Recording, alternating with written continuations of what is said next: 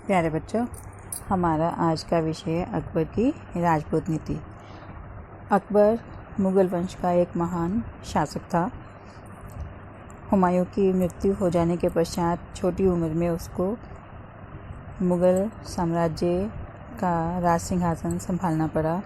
उसके संरक्षक बैरम खान ने 11 वर्ष की आयु में उसे मुग़ल वंश का शासक घोषित कर दिया। उसे उस समय बहुत सी कठिनाइयों का सामना करना पड़ा, लेकिन उन सभी कठिनाइयों को दूर करते हुए बैरम खान के सहयोग से उसने उन सभी कठिनाइयों को दूर किया और एक विशाल साम्राज्य की स्थापना की। लेकिन वो पहला मुसलमान शासक था जिसने ये जान लिया था कि राजपूतों के सहयोग के बिना एक विस्तृत और स्थायी शासन स्थापित करना बहुत ही मुश्किल काम है। इसलिए उसने राजपूतों के प्रति एक नई नीति अपनाकर एक नए युग की शुरुआत की। तो अकबर की जो राजपूत नीति थी या जो नई राजपूत नीति उसने अपनाई थी, उसको अपनाने के लिए कौन से कारण जिम्मेदार थे, सबसे पहले हम उनका अध्ययन करेंगे। राजपूत नीति के अपनाने के कारण, सबसे पहला राजनीतिक कारण। अकबर एक महान शासक तो था ही था, लेकिन उसके साथ साथ एक दूरदर्शी शासक भी था। वो भारत में क्योंकि एक विशाल संगठित और विस्तृत साम्राज्य की स्थापना करना चाहता था, इसलिए उसको ये पता था कि राजपूतों के सहयोग के बिना एक स्थायी साम्राज्य, विस्तृत और विशाल साम्राज्य स्थापित करना बहुत ही मुश्किल है। क्यों? क्योंकि उसने पिछले मुस्लिम शासकों के इतिहास का अध्ययन किया था और इससे उसको पता लग गया था कि राजपूतों के विरोध के कारण ही जो कि मुस्लिम शासक थे, यहाँ पर बहुत बड़े साम्राज्यवादी थे, बहुत महान और शक्तिशाली शासक थे, जैसे बलबन, अलाउद्दीन खिलजी और मोहम्मद तुगलक, वो भी अधिक समय तक अपना साम्राज्य स्थापित न कर सके। क्यों? क्योंकि उन्होंने राजपूतों के साथ मित्रता नहीं अपितु शत्रुता रखी थी। इसलिए अकबर भारत में एक स्थायी साम्राज्य की स्थापना करने के लिए राजपूतों से मित्रता करना बहुत आवश्यक समझता था। इसलिए उसने उनके प्रति मित्रता की नीति अपनाई। दूसरा, व्यक्तिगत कारण। अकबर ने व्यक्तिगत अनुभव से यह निष्कर्ष निकाला कि बहुत से जो मुग़ल सैनिक हैं वो राज्य के कल्याण के लिए नहीं बल्कि अपने फ़ायदे के लिए कार्य करते हैं और उसके अपने सगे संबंधी भी उसे हमेशा धोखा देने के लिए तैयार रहते हैं। उसने देखा कि वो हमेशा उसके विरुद्ध विद्रोह कर देते थे, जैसे उनको अवसर मिलता था वो विद्रोह कर देते थे, तो इसलिए उनको उनसे भी कोई ज़्यादा उम्मीद नहीं थी और अभी तक भारत में से अफ़गानों की शक्ति का भी दमन नहीं किया जा सका था। तो इन सब कारणों को देखते हुए उसने राजपूतों की तरफ मित्रता का हाथ बढ़ाया, क्योंकि उसको पता था कि राजपूत अपने वचन के पक्के होते हैं और अपनी आन पर मर मिटने वाले होते हैं। अपने जिस स्वामी के प्रति वो वफादारी का वचन उठाते हैं, उसको अपनी जान पर खेलकर भी उसको पूरी तरह से निभाते हैं। तो इसलिए ऐसे स्वाभिमानी व्यक्तियों की उसको बहुत आवश्यकता थी, इसलिए उसने राजपूतों के प्रति मित्रता की नीति अपनाई। तीसरा था सेना के लिए आवश्यक। अकबर को अपने साम्राज्य विस्तार के लिए एक सेना की आवश्यकता थी। ये तो आप भी जानते हैं कि एक विस्तृत साम्राज्य को सुरक्षित रखने और उसको बनाने के लिए एक शक्तिशाली सेना की आवश्यकता होती है और ये आवश्यकता उसकी राजपूत ही पूरा कर सकते थे, क्योंकि राजपूत बहुत ही वीर और बहादुर होते थे, साहसी होते थे और उनको अपनी सेना में सम्मिलित करके वो अपनी सेना को शक्तिशाली बनाना चाहता था, जिससे कि वो एक विशाल साम्राज्य की स्थापना कर सके और उस साम्राज्य को सुरक्षित रख सके। इसलिए उसने उनके प्रति मित्रता की नीति अपनाई। चौथा, राजपूताना की भौगोलिक स्थिति। राजपूताना की भौगोलिक स्थिति ऐसी थी कि ना तो वो दिल्ली और ना ही आगरा से अधिक दूर थी, दोनों के बिल्कुल ही नज़दीक थी। तो अकबर को इस बात का पता था कि अगर उसने राजपूतों से शत्रुता मोल ली तो वो दोधारी तलवार की तरह मुग़ल साम्राज्य को काट देंगे या ख़त्म कर देंगे। इसलिए अकबर ने बहुत ही सूझबूझ से काम लिया और उनके प्रति प्रेम और उदारता की नीति को अपनाकर उनको अपना मित्र बना लिया। फिर पांचवा है परिवार और उस्तादों का प्रभाव। अकबर का पिता हुमायूं और उसका दादा बाबर दोनों ही सुन्नी मुसलमान थे, लेकिन सुन्नी मुसलमान होने के बावजूद भी वो इतने अधिक कट्टर नहीं थे। उसकी माता हमीदा बानो बेगम शिया मत को मानने वाली थी। हुमायूं ने स्वयं जाकर ईरान में शिया मत को स्वीकार कर लिया था।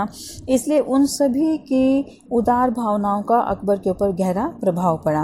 अकबर का जो उस्ताद था अब्दुल लतीफ़ और उसका संरक्षक बैरम खान, उन दोनों ने अकबर को सुलह कुल अर्थात शांति की नीति का पाठ पढ़ाया।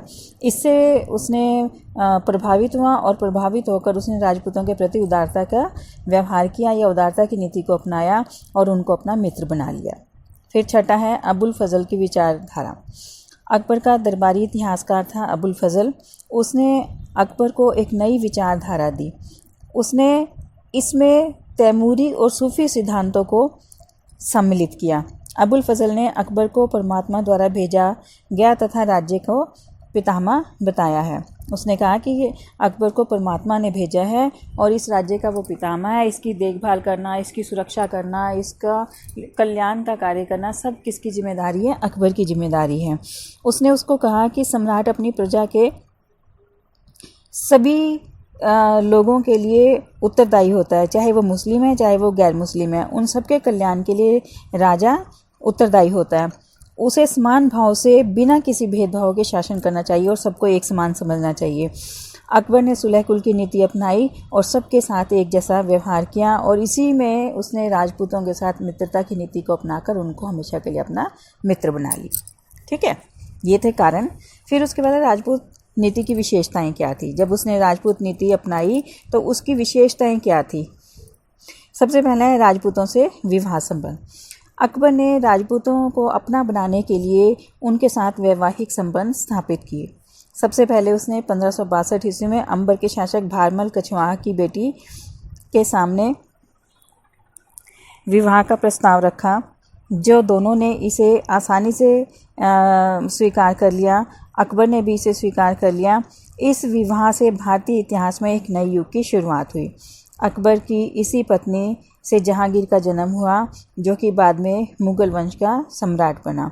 इसी विवाह के कारण मुगल साम्राज्य को 4 पीढ़ियों तक राजपूतों का सहयोग मिलता रहा और इस विवाह के पश्चात बहुत से दूसरे जो राजपूत शासक थे उन्होंने भी अकबर के साथ वैवाहिक संबंध स्थापित किए, जिससे राजपूत मुगल साम्राज्य के निष्ठावान सेवक बन गए। मतलब कि हमेशा उन्होंने मुगल साम्राज्य की सेवा की, उसकी सुरक्षा की और हमेशा उसके पक्ष में ही रहे, उसका विरोध कभी नहीं किया।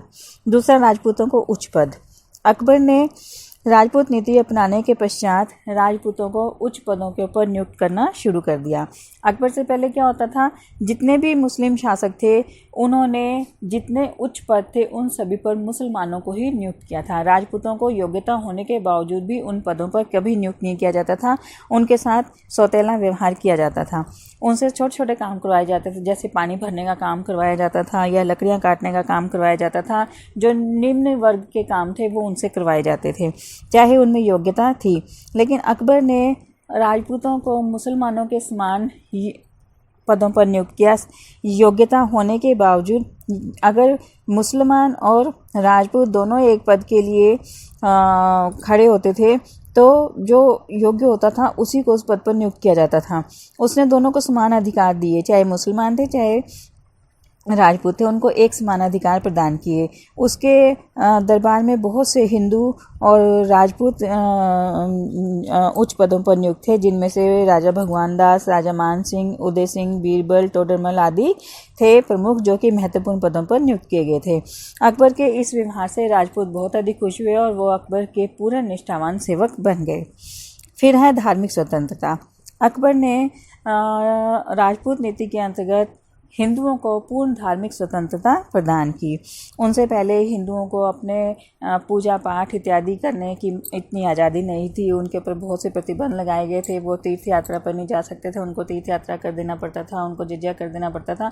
बहुत से उनके ऊपर प्रतिबंध लगाए गए थे, लेकिन अकबर ने एक समान नीति अपनाते हुए उनको पूर्ण धार्मिक स्वतंत्रता प्रदान की। उन्हें मंदिरों में जाने की इजाज़त दे दी, उनको पूजा पाठ करने की, धार्मिक रीति रिवाज अपनाने की, त्यौहार मनाने की पूर्ण स्वतंत्रता प्रदान कर दी। और इसके साथ साथ ही उसने एक कदम आगे जाकर क्या किया कि 1563 ईस्वी में हिंदुओं पर लगे हुए तीर्थ यात्रा कर को समाप्त कर दिया और 1564 ईस्वी में जजिया कर को समाप्त कर दिया। ये शॉर्ट क्वेश्चन में भी आपको आता है कि तीर्थ यात्रा कर और जजिया कर को कब समाप्त किया गया था और किसके द्वारा किया गया था। अकबर के द्वारा 1563 ईस्वी में तीर्थ यात्रा कर को और 1564 ईस्वी में जजिया कर को समाप्त कर दिया गया था।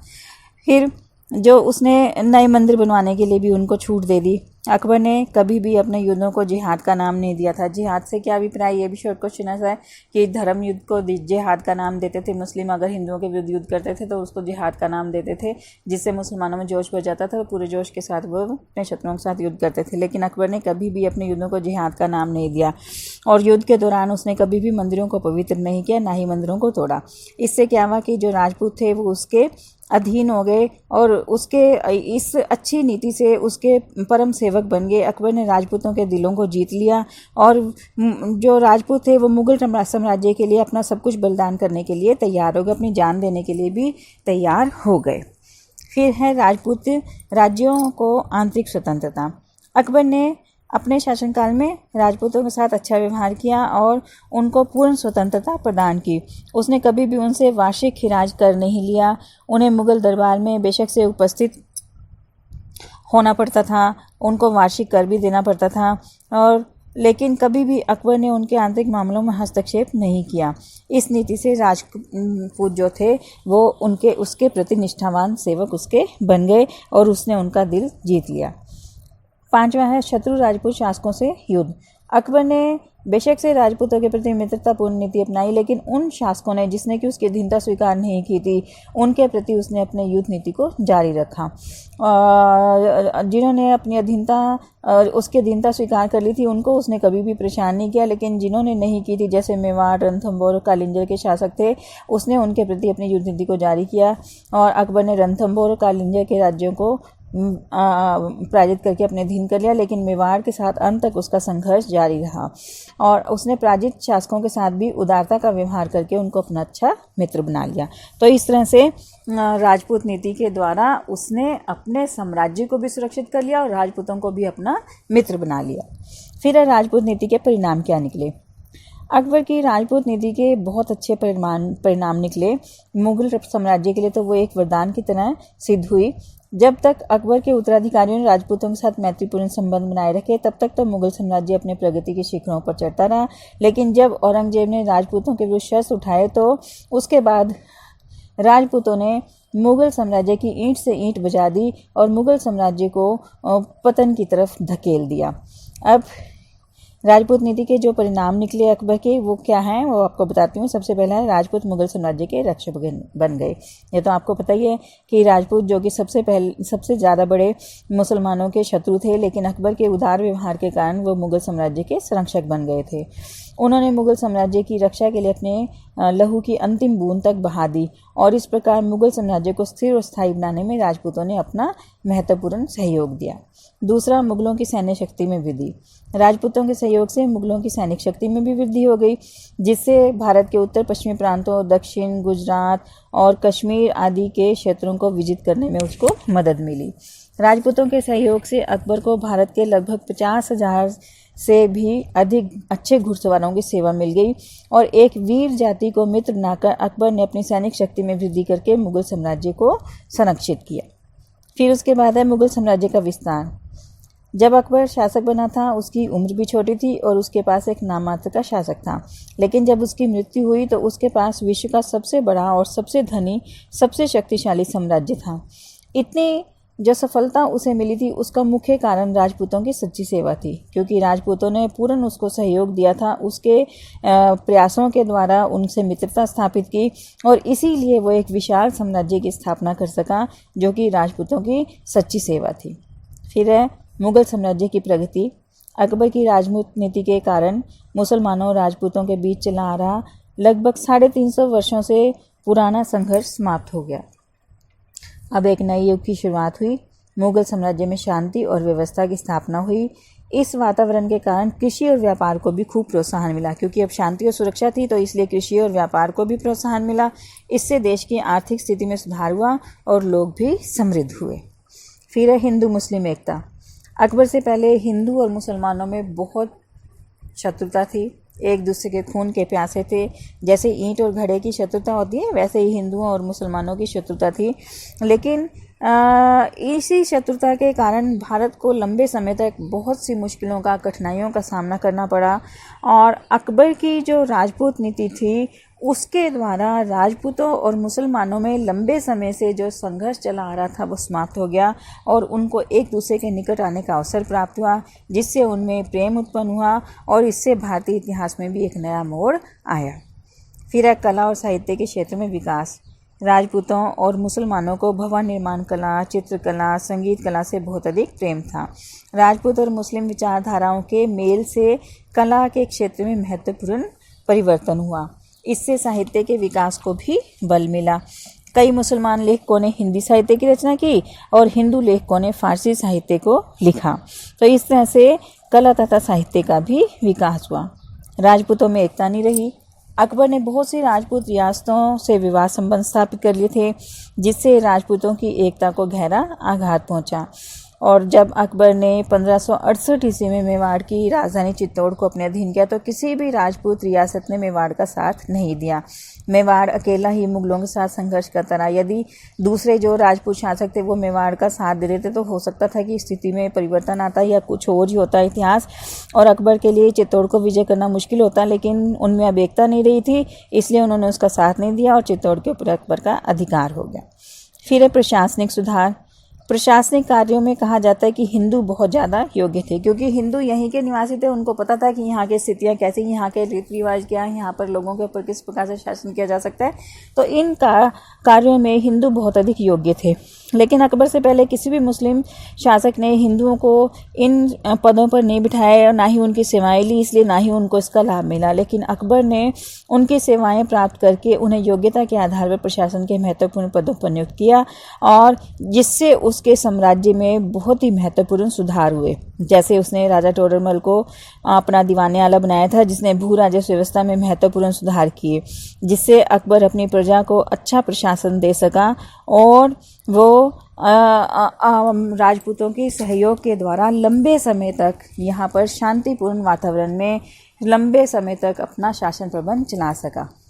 तो ये थी अकबर की राजपूत नीति, जिससे सिद्ध होता है कि अकबर ने राजपूतों का सहयोग लेकर उनके प्रति मित्रता की नीति अपनाकर एक बहुत ही अच्छा कदम उठाया, जिससे लंबे समय से चली आ रही हिंदुओं और मुसलमानों में शत्रुता समाप्त हो गई और अकबर एक लंबे समय तक यहाँ पर बिना किसी परेशानी के शासन को चला सका, सुरक्षित रख सका और अच्छा शासन प्रबंध दे सका। धन्यवाद।